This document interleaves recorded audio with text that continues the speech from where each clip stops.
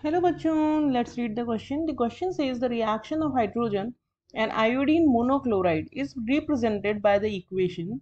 Equation is given as H2 gas is reacting with two molecules of ICl gas and giving 2HCl gas and I2 gas. The reaction is first order in H2 gas and also first order in ICl gas.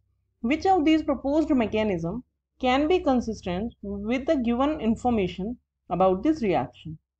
Mechanism 1 is given as H2 gas is reacting with two molecules of ICl gas and giving 2HCl gas and I2 gas.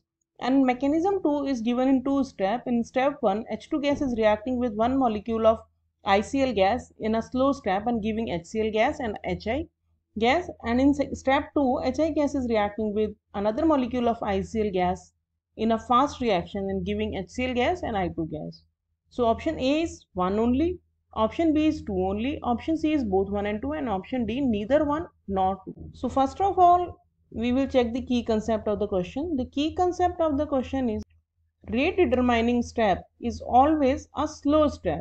If we have more than one step, then उस step को हम rate determining step मानेंगे जो कि slow है. Fast जो reactions होती हैं उनको हम रेट डिटरमाइनिंग स्टेप में कंसीडर नहीं करते हैं. तो स्लो स्टेप हमें ढूंढनी होगी और उसके हिसाब से हमें रेट लॉ निकालना होगा. और अगर कोई इंटरमीडिएट भी पार्टिसिपेट करता है रेट डिटरमाइनिंग स्टेप में या फिर स्लो स्टेप में, तो उसको हमें रिप्लेस करना होता है by the reactant. Intermediates are not participate in the rate law.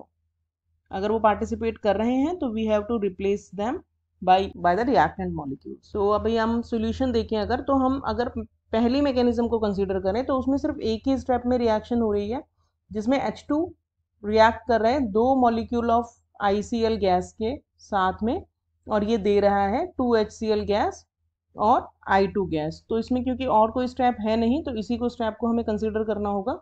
तो इसके हिसाब से जो रेट लॉ होगा वो होगा rate is equals to rate constant then H2 का कंसंट्रेशन एंड देन ICl का कंसंट्रेशन का होल स्क्वायर, बिकॉज यहाँ पे ICl के दो मॉलिक्यूल्स हैं.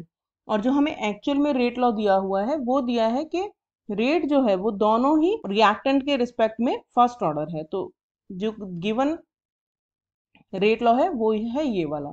तो अब अगर हम इसको इससे मिलाएंगे तो it is not matching with the actual rate law. तो दैट मीन्स जो मैकेनिज्म 1 है इट इज नॉट करेक्ट.